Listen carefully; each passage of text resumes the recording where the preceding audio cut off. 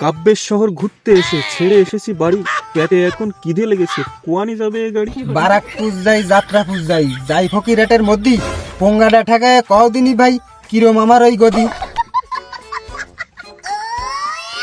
হালকা শক্ত মতো, আচ্ছা ভাড়া নেবানে কত? বাড়ার প্রশ্ন পরে আইছে, জানতে চেয়েছে এই মনে, আগে বাবু মুখটা খুলে কদিনই যাবা তুমি কনে।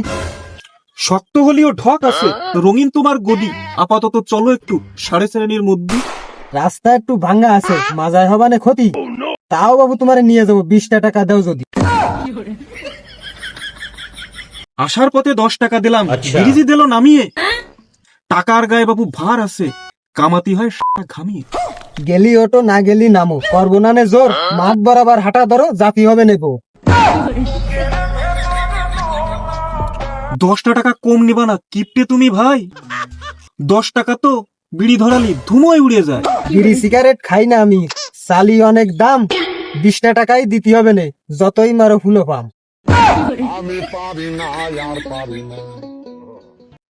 কি অবস্থা ভাই, কেমন আছেন?